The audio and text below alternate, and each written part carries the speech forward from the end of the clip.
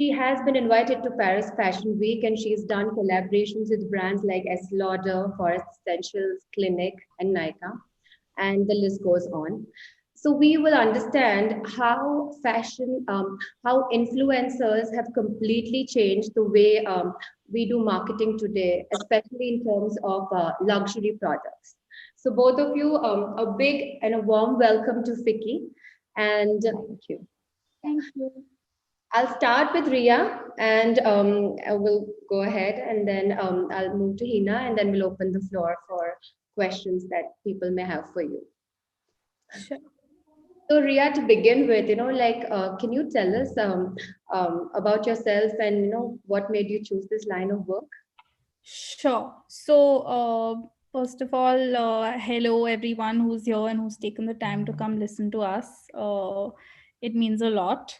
Uh, I'd like to start by telling you a little bit about myself. I'm a digital marketing specialist. That's something I studied. I did my undergrad from Ahmedabad and then did a specialization in digital marketing from New York University. Thereafter, I've worked with a lot of different companies, a lot of agencies, done a lot of freelance projects before I started my own agency about a year and a half ago. There was never any reason in particular that I really got into this as a as my profession, but there were two things primarily that I always thought were very beneficial here. One was that when I was joining this industry, it was one of the most upcoming. It was really the future of advertising, which now I think we would all safely agree that it is really it is definitely a large part of advertising as well.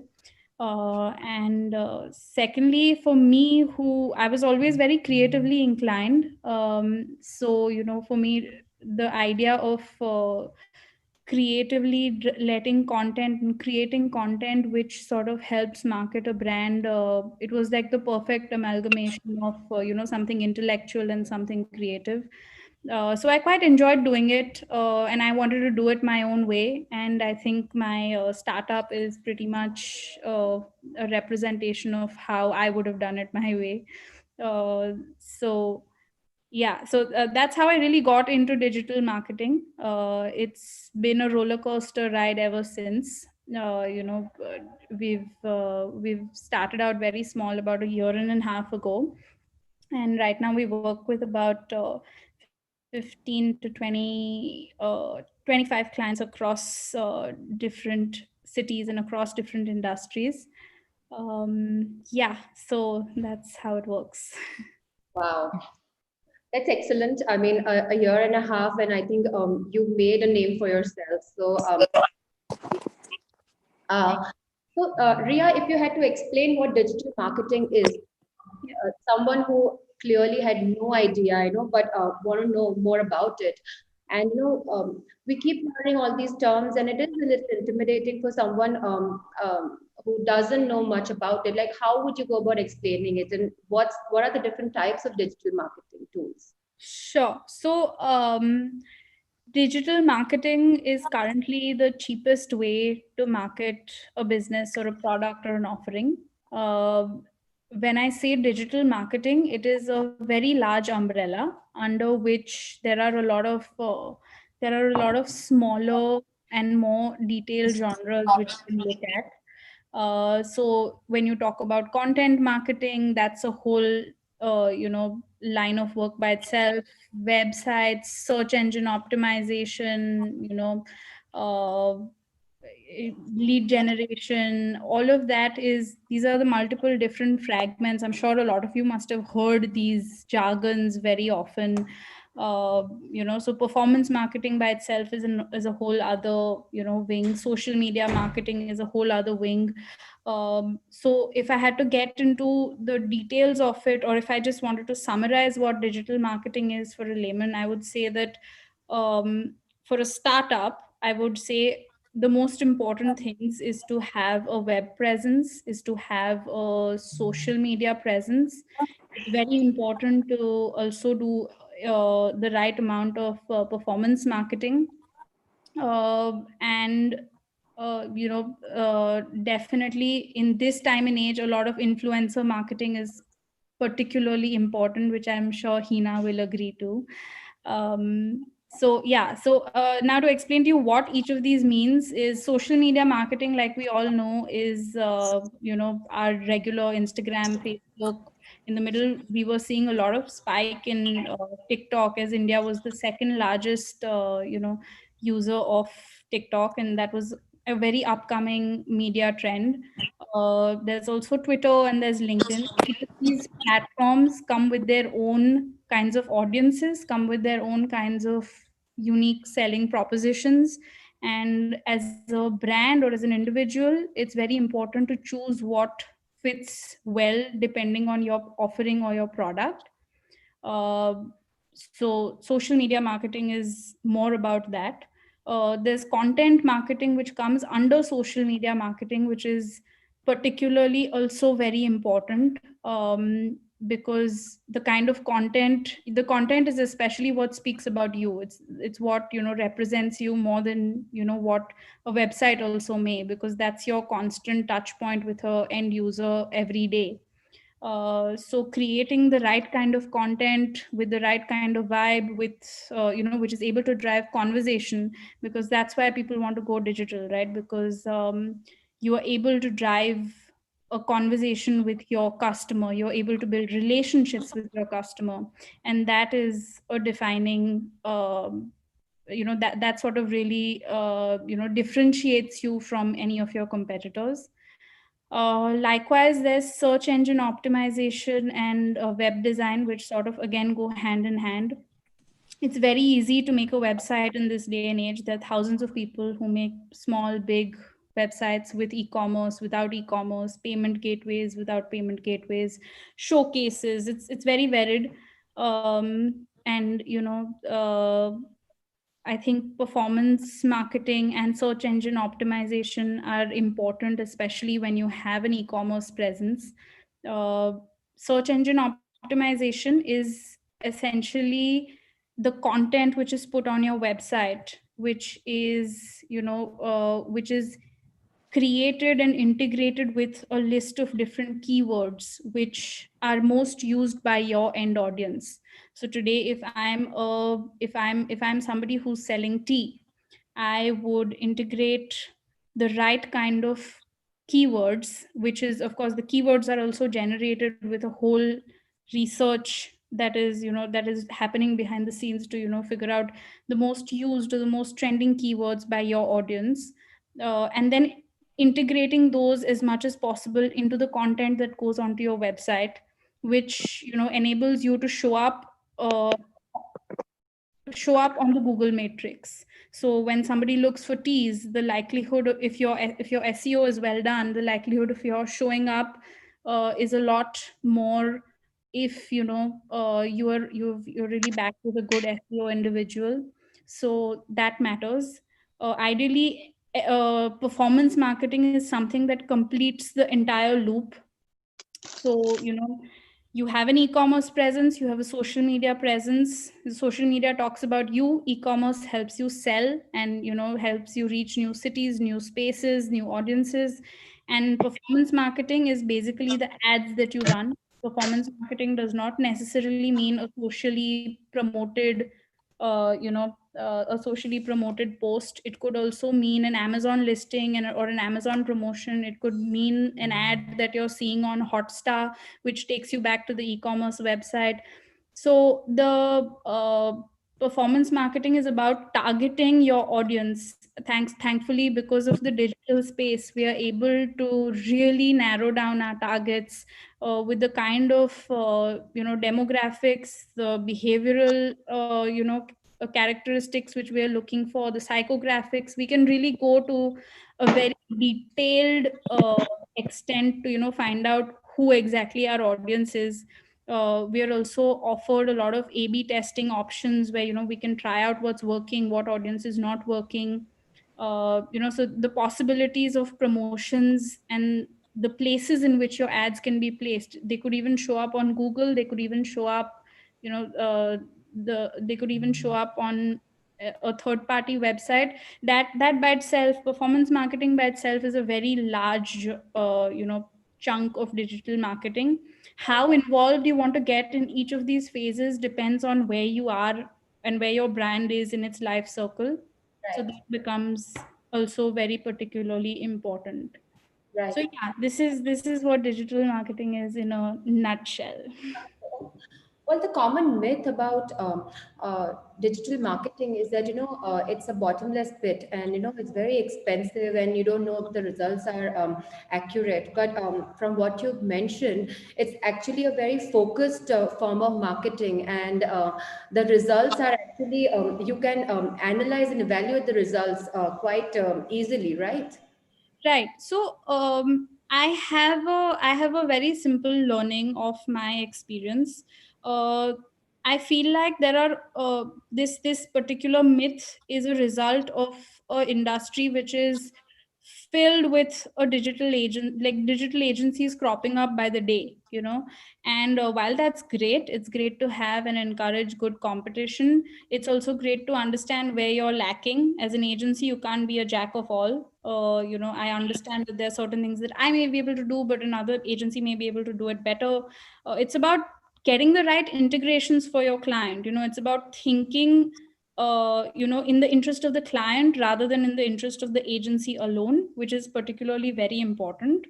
uh, and yes, to answer your question, it can get as detailed and as accurate as you'd like it to be. It's just about being associated with the right kind of people who would try and get you genuine feedback as to whether they are failing, or who are okay with saying that, hey, I did this ad and we tried this audience, but it really didn't work. I think we should try X, or we should try Y. In the end, there's no magic. It's a trial and error process. Every brand has a different way of reacting. Every brand, the ads will run a certain way for them. For example, Aditi, if you were running an ad and Heena was running an ad for probably even say very two similar products, something may work for you and something may not work for her. The idea is to sort of keep experimenting with the audience, and to work, especially when money is involved, to work with the kind of people who are very okay with coming and telling you that, boss, I can't do this, or I think we should try X or try Y, or who keeps trying to bring solutions to the table. I think that's particularly important. Well, that literally brings me to the next question. You have a diverse set of clients, from Adani to Awa to Umang. How do you like devise a marketing strategy for each of them? What's your how do you put it down, and what's your process? Right. So when we started out, we were dealing with a lot of different clients from different industries itself. I sort of wanted to build the agency in different verticals.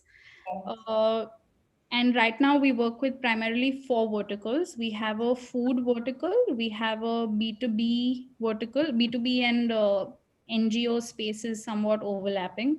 There is a space for fashion, and there is a space for retail and lifestyle. Now we hire people who are specialists in each of these genres, who I know I'm choosing people to work with who have certain experience in certain genres, and that brings a different level of professionalism. And then we constantly do a lot of training, a lot of workshops with a lot of industry experts to keep updated, keep doing new things, so that becomes they're very they're very inspired by life around them to keep strategizing for new things. As far as strategy alone is concerned, it is particularly important to think in the shoes of, first, it's very important to believe in the product. I wouldn't work for a brand that I couldn't endorse myself, or that I couldn't buy myself. Secondly, it's about putting yourself in the shoes of the customer of that brand. Right. I am the customer. Would the content or would the calendar that I am trying to produce interest me? Would I want to follow this page and probably see a post every day? What is in it for me? And that's the core root of every strategy, where you think, what is in it for the customer? Why would the customer want to follow me? And that is the basis of all strategy. And then that could be across, platforms. It just requires enough research and experience to, adapt that thought into different strategies. Okay. Well, that just brings me to the last question for you, Rhea. And if that question is, if someone from the group who owns a small to medium-sized business is considering going online, especially post-COVID, what is that one advice that you want to give them? um my one advice to people who are going out there is to invest in great content. Don't invest big money right now, because the market is still very sensitive to making large purchases. Smaller purchases people are still comfortable in making, but the idea is to invest in things, even if it doesn't look professional or doesn't look fancy. It is about investing in driving conversations. And if that happens even via you standing in front of a mirror and showcasing how you're styling your outfit, and if that's making a sale, great, go ahead and do that. Just think of ways in which your content can be adapted, whether at home or with an agency or with a freelance professional. But think of how you can position your product in different ways to help the end user, to solve a problem for the end user, or to become like an aspiration for the end user. Only then will your content marketing, or your, this is a start to, any kind of digital marketing, I'd say. And I'd always say, start first on your own, experiment, so you'll know what to expect from an agency. You'll know what you'd want an agency to do for you, because you know where you're lagging only after you've tried it once yourself. Right, right. Well, I think that pretty much sums up my questioning for you, Ria. So I'm going to switch to Heena for a little bit, and then I'll open the floor for everyone to ask questions to Heena and Ria. Yeah. So, hi, Heena, again. Hi, hi. And literally, the transition was very smooth. I just mentioned that content should be created, that is relatable, and should be appealing, and that's exactly what you do. So, could you start by telling us about a little bit about yourself? I know you told me, and it was an amazing story, but I want the audience to know. So, could you tell us how you Sure. ended here? Sure. So I'm somebody who wears multiple hats, to be honest. It's not just content creation or being into fashion or being online in blogging, but I also have an in-house brand. And other than doing social media marketing, my first dream was always to be an image consultant, which I is how I actually got into the whole industry in the first place. But to rewind, like when I was really young, it all started truly by realizing that I had major body image issues. I think I mentioned this to you on call, that I was almost 15, 20 kgs more than what I am today. And that kind of made me feel that I'm not cut for the fashion industry, even though, it's one of those things in your heart is for you, but just because you have this idea that you need to be this height to be in the fashion industry, you need to be this weight to be in this industry. And I think it's for every industry. Like, for example, one of us wants to be a model. You'd be like, no, you need to be 5'8", you need to have da da da figure, you need to be the skin color, you need to have certain features. If your features are not sharp, there's like a set rules for every industry for that matter. And I completely didn't fit into the idea of fashion as it was when I was looking to start my career, or even looking to do graduation for that matter. I had no idea what is the path I want to take. So I ended up going for mass communication, which was completely not needed, even though it helps today to be able to talk to people and have the knowledge of things. But at that point, it just seemed like the most ridiculous thing I was doing, because I was like, why am I here? After 10 months, I got a kick that, um, after 10 years, like, there was just one question I asked myself, like, will you be enjoying this after 10 years? And I had a clear no to myself.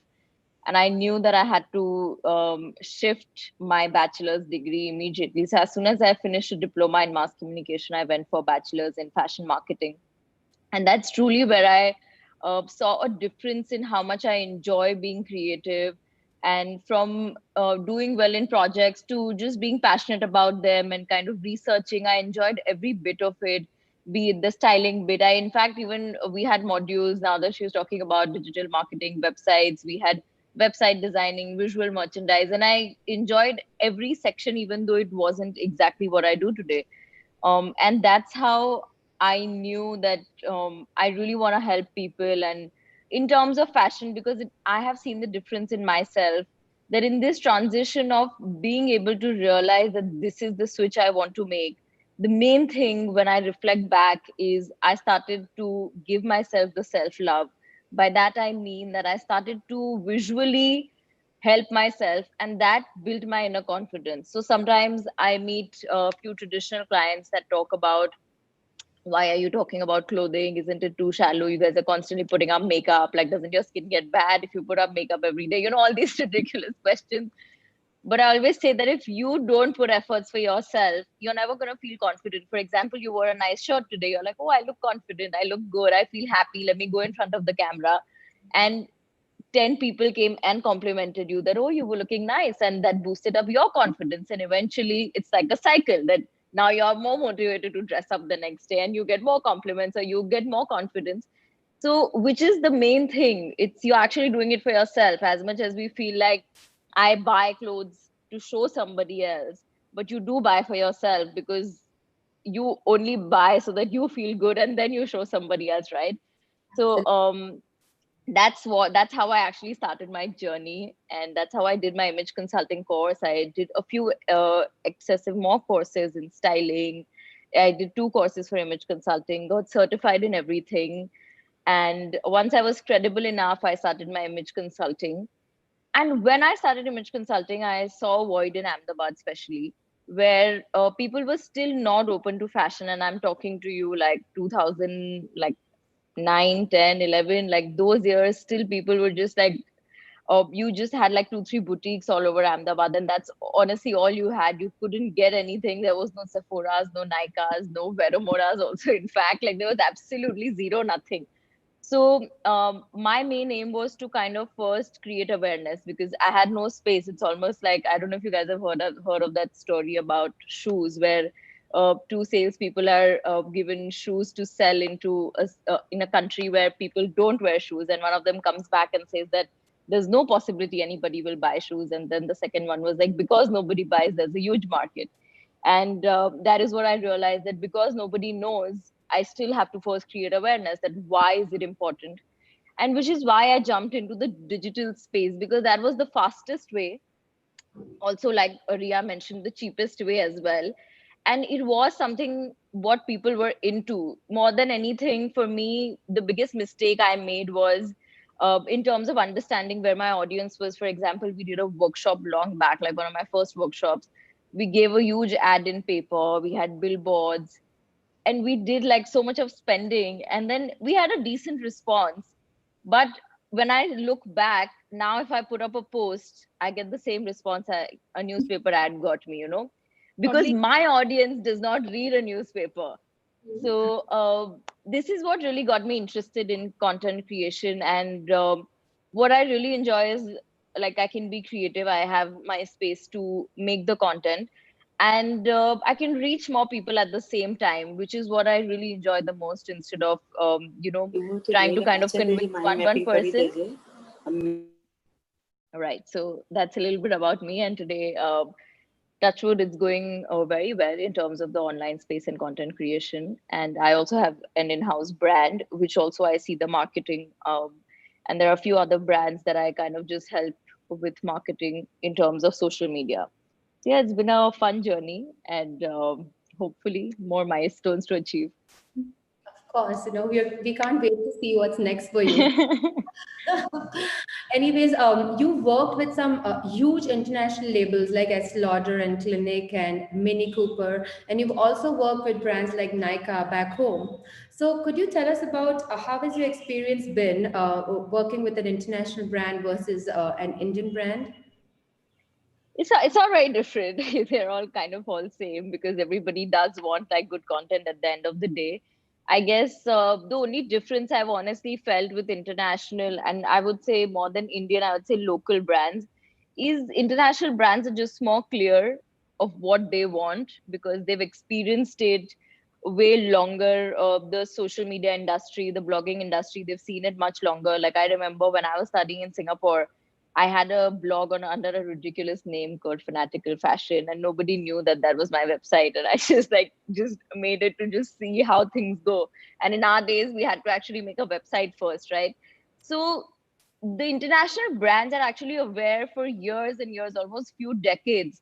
So when they get in touch, they're kind of very clear, very precise. This is what we want. This is how we would like things to be, and they're very clear on who their audience is, what is their aesthetic, what would they like. But local brands, since they're still learning, they're a bit confused. But must I add, it's way more easier to work with local brands, and they're way more cooperative than international brands. Right. So I think to sum up that question, international market is much more evolved compared to. Definitely. But I mean, again, like there's more scope, like how you said about the shoe story. Definitely, definitely. Yes. Okay, so moving to my next question is, what would you say is your number one key to success in this business? And if you could tell us one story which is your biggest customer success story, we'd love to hear that. Okay. So I think I'll first talk about the customer story and then I'll go to my biggest learning of it. So I actually have two for that matter. Initially, when I started doing personal clients, and I was doing a mother-daughter duo. I was doing their wardrobe for them, and it till now it brings goosebumps. As I say it, I get emotional.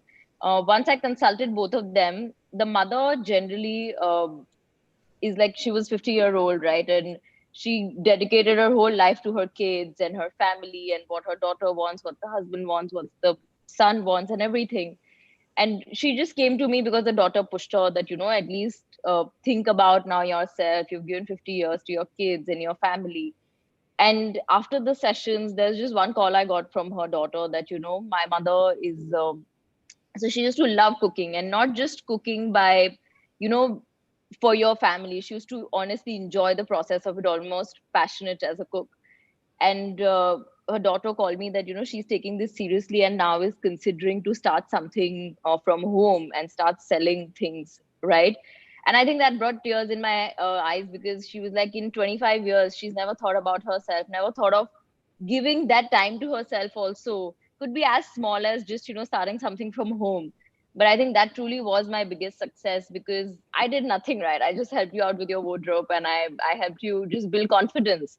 And that truly just shows that it can even um, kind of cross the hurdle of 50 years, for that matter. It isn't too late ever. So I think that was one of my biggest success stories, not in the digital space.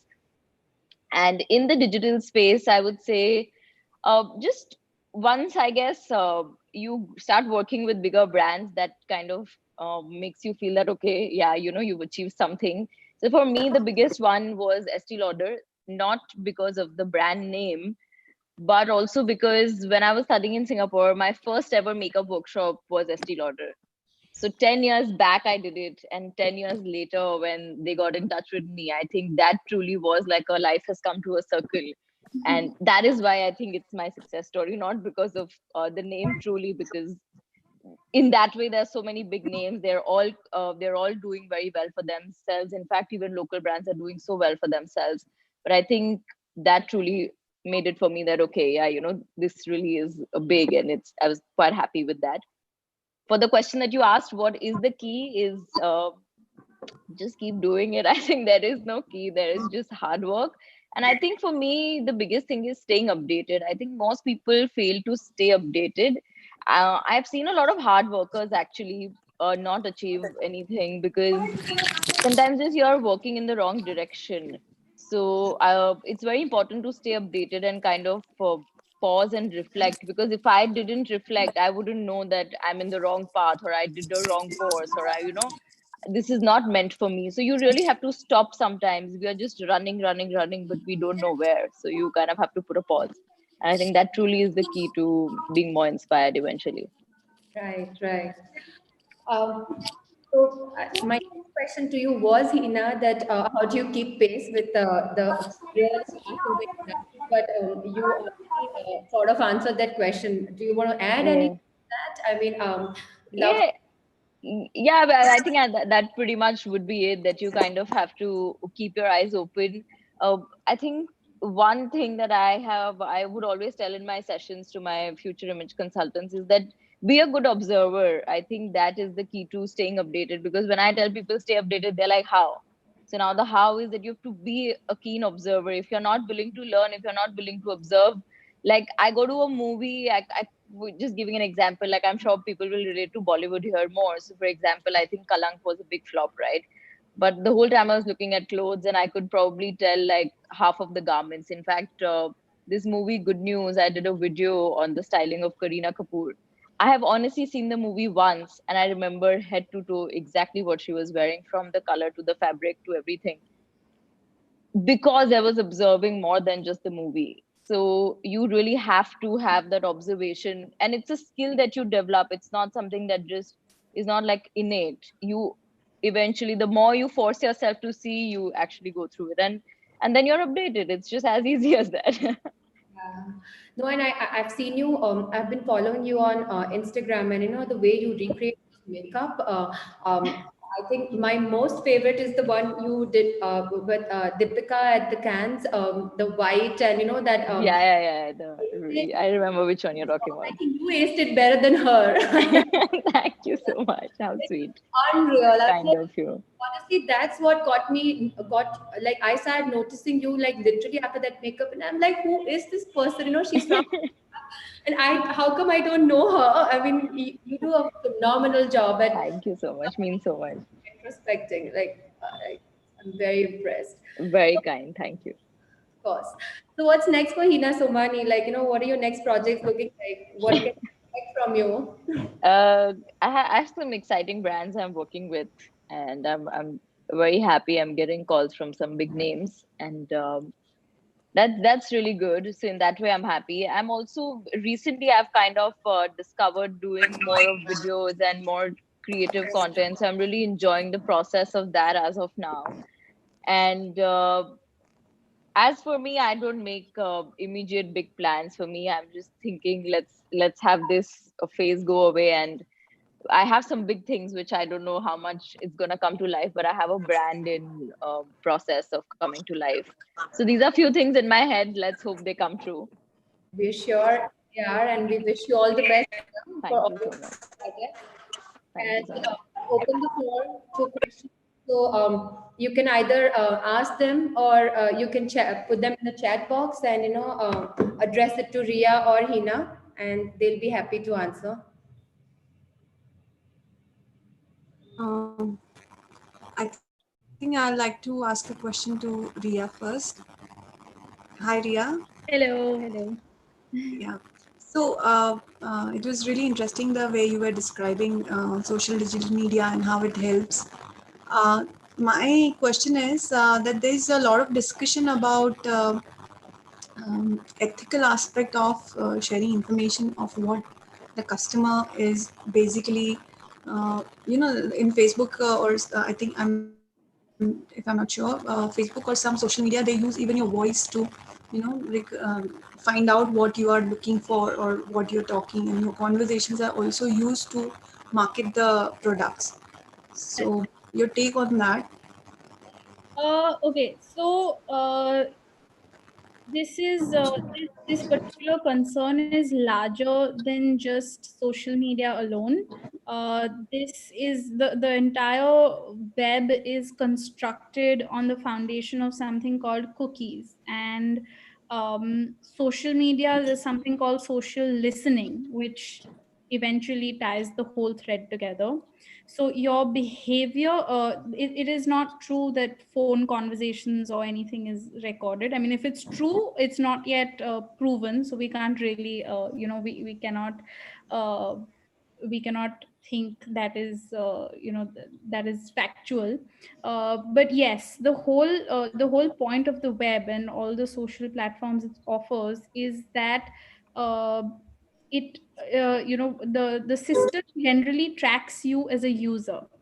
it tracks you in the form of like, okay, these are all the places that this individual is visiting. They're able to develop a persona based on your search histories or your, behavioral patterns, and that's how they follow you. Now, that works in a good way, and it could work in a bad way if that data is sort of played around with. It works in a good way for a lot of reasons, because it makes the entire digital ecosystem a lot more effective. We are able to target people a lot more effectively because of because of such personas which they are which the platform is able to build. But I think the side effect is, as of any other platform, today if we talk about television, I'm sure there's a pro and a con there.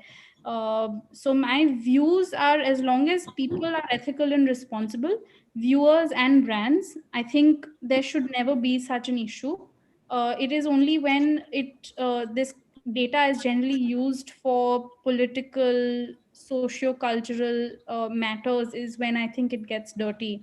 Otherwise, I think more so brands I have not seen be very unethical with this kind of data as such.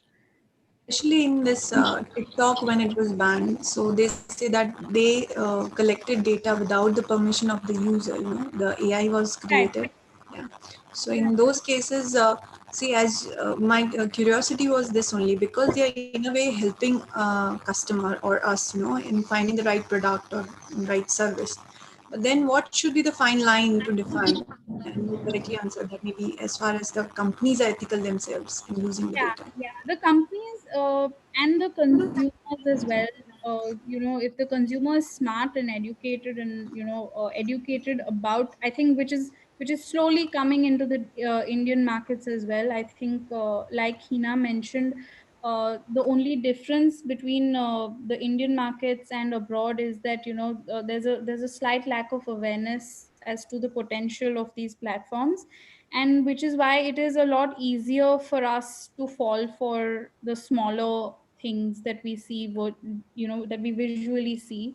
But otherwise, I think the awareness and the knowledge is slowly Right. coming here as well. So I think both ways, I do see this problem not causing too much trouble if it is properly dealt with. Great. Yeah. Can I ask one question? Yes. Go ahead, Devi. Yeah. So I don't know whom to ask because this can be answered by both of you or any one of you. Basically, I'm interested in knowing the role of content writer. So in Hina's case, I'm sure she herself creates a lot of content. But from Rhea's point of view also, like Rhea's point of view also, where she handles a lot of brands and creates a lot of marketing strategies for the brands. So what is the role of content writer? How important they are? It's like there are a lot of freelancers who look for such jobs. So what is your view on that? Hina, do you want to take it up first? I can go after. I can't hear you. I think you're muted. Yeah, you need to I unmute think yourself. you should take it since you'd be a better person to answer about content writers. Sure. So I think content writers for us, so the visual and the copy are two things which go hand in hand. A great creative has a fascinating visual which catches the eye, but then a great copy, a great piece of copy will keep your attention. So there is not a either or kind of situation for a copywriter. I would say it is as important as a designer or a graphic person to have a great copywriter, especially in Ahmedabad, because Ahmedabad advertising space is particularly weak with copy. But So this is generally how it works. I think both are equally important, both are equally and again, I think not every piece of content has to have both predominantly. I feel like there's a nice play that you have to keep in mind when you're conceptualizing a content calendar, where you're thinking that, okay, this is my visual, let the copy take a step back, or this is my copy, let the visual be minimal. It's more about judgment, and it's more about seeing what works for the brand. Like I could do either or, and it may work for my brand or it may not, and it's just about understanding what's working for the brand and playing along. Thank you so much. No problem. Yes, any questions for Heena or Rhea? I think there's Kiran has put up a question. Yes, in the chat box. Rhea, Yeah, can you address that? It's, I think, for you. sure. It says, what if I want to market something that is not like a physical thing, like something like an Insta page for quotes? Okay, so it's not being popular. I think even Heena can answer this because she's also she doesn't necessarily market a single product, but I feel like anything which is relatable, anything which is which can help someone feel more connected to you as a as a page or as a cult, it will help you grow if if you're relevant, if you're contextual, and if you're meaningful. Then it really your page would grow. And there are a lot of ways in using those kind of pages as well to bring in business, which I'm sure Heena also knows, in the form of collaborations and things like that. Yeah, I think there are other ways to keep in mind that whatever quote you share, or even if you want to market it, eventually the key here is to have shareable content. So, for Yeah. example, I put up a quote which I think for out of all of us, even if seven can relate, then it's a good ratio that people would share, right? So when I build up a content, or even if there is, for example, for quotes, you just have to make sure that it's shareable, and that comes in everything. You take care of the typewriting of it and the colors for it, as well as how easy is it for people to kind of read and share without it being a harder process for them. And eventually, because for a page like this, the best way to grow is organic, the best way to market is organic marketing, and it can go viral very quickly if it's done right. Yeah, if it's relatable, and if it's Yeah. like she said, if it's shareable, it'll really pick up. Right. Also, I feel like tagging, sharing, using the right hashtags really helps you reach out to similar audiences who are looking for content in that space. So those kind of things will also definitely help you reach out to a wider audience more easily. I mean, I'm sure these are very basic things which you guys already know, but still. Heena, I think there's a question for you in the chat box. Yeah. Okay. It's like I wish there was a black and white answer to this, and there isn't like five things you can just do. But I think the biggest styling tip I can give is to take care of your grooming. Um, as as much as you can, make sure your hair, makeup, grooming is in place, because if that's in place, your styling automatically kind of pulls together and you look really nice. And that's a very underrated section, because I've seen a lot of people spend like thousands of dollars, or like lakhs of rupees in their clothes, but then when it comes to understanding what works for their face, their hair, it just doesn't look put together. So I could wear like the fanciest garment, but I just do not look at least put together. It's not just about makeup, but eventually if everything's put together, even if you have some basic makeup, hair done, I think that's one of the biggest styling tip you can have. Looking neat is another styling tip, and anytime you're confused, basics really help. Classics and basics will kind of never fail you for that matter. And next one would be to understand your body shape. I think this is truly the key. I've seen so many people be in denial about their body shape, and it could be anything. Like I've seen an extra small loving, like large garments, and a large size trying to fit into an extra small. It just doesn't work. You have to accept what is and style according to that. There is no yes or no. There are no rules per se, but the more you understand your body, your face, you'll be able to enhance it and eventually be more confident for yourself more than anything. I hope that's enough tips because it's endless. No, I think I think it's a really important tip because, I mean, trying to understand what your body type is and, dressing according to that is, I think, the most important thing, which I feel a lot of people just miss out, and they try to ape, say, a current style or something. And I think what you said definitely, like, is the primary thing of styling that everybody should follow for sure. Thank you so much. Okay, moving to the next question. Anybody in the audience wants to ask a question to these girls? Okay. You guys pretty much answered everything for them, it seems. That's lovely then. Great, we're glad. Yeah. Amy, do you want to conclude the session then? Sure.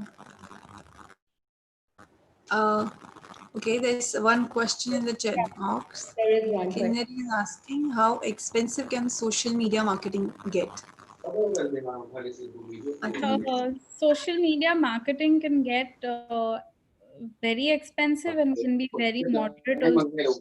It depends on what extent to which you want to get involved, to what extent you want to outsource services. uh, Based on that, it could be very cheap if you're doing it on your own. The only thing you need to spend on is, say, advertising or promoting it, which is how I would recommend starting out, and then eventually probably getting in touch with an agency. Again, agencies are varied, again, all with different kinds of pricing slabs. What's important to you as a brand, you know sort of defines how much you want to invest in the agency. And then accordingly the pricing can range anything between, like, I've seen social media professionals do it for like 10 grand, and I've seen quotations go up to 5 lakhs a month, and that's just the space we work in. So it just depends on the scope of work. It depends on how much you want to outsource, how professionally you want to get into it is really the defining factor. So, Ria, I want to ask you an additional Thank question you. on this. If someone wanted to look for an agency, I mean, you said you guys handle certain verticals, but not all. So, is there a way? I mean, is there a website, or is there, like, a forum? Like, how would one be able to even shortlist a few agencies, and then consider them for their business? Like, is there a way to go about? So there are a couple of ways in which you can look for an agency. One is obviously, looking up on LinkedIn or looking up on Google. You'll find a list of decent agencies around you. The good way to go about is to, get multiple different proposals, speak to multiple different. It's very important to speak to them also, because when you speak to them, you really understand to what extent they're interested in committing to your brand. Um, and likewise, I think referral makes a lot of difference, because that they've done it a certain way for a certain individual, and it brings some. I mean, I got 90% of my business via referrals. I've honestly till date never really done any kind of promotion as a brand by myself. It's mostly been just referrals, and I think that's the good way to go, because there's an established level of trust which the client can also have, and which I also have, that okay, I know the background from which this person is coming. I know, you would also know where your agency is from, what to expect, what to not expect. All of that becomes pretty clear in the process. Right. Okay, moving on to the next question. That's for you, Heena. Um, so for skin, there's so much you can do, honestly. But I think the biggest thing is to just take it seriously and take care of it. And it's not about buying expensive products per se, but it's more like having a night and day routine in place. That's the biggest thing that, most people don't have a routine. And that is, I think, the key. Just having a routine, never sleeping with your makeup on. It's very basic. Drink lots of water. I have a bottle here. So that, I guess, would be the tip. And buying a really good highlighter is how I would like to say you can have good skin. I have a question in private if you guys want me to read it. Somebody has sent it in private. As a blogger, how do you recommend we get in touch with big brands to collaborate?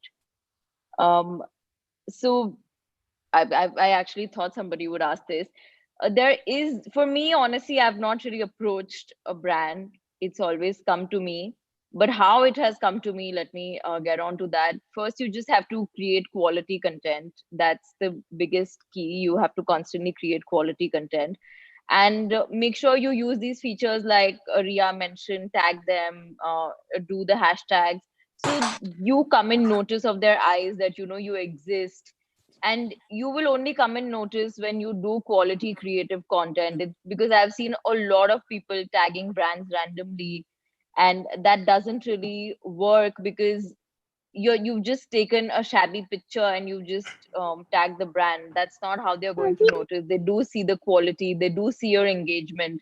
So these are the things that you can do. And of course there's a way of emailing them, going to their PR and all. Of course, people like even Ria's agency, they're also a good contact to have, because they kind of do convince the brands that this person is doing well. And these are the few ways that you can do it, but the most organic and the fastest ways to just content is the king. So you have good content and they just come to you.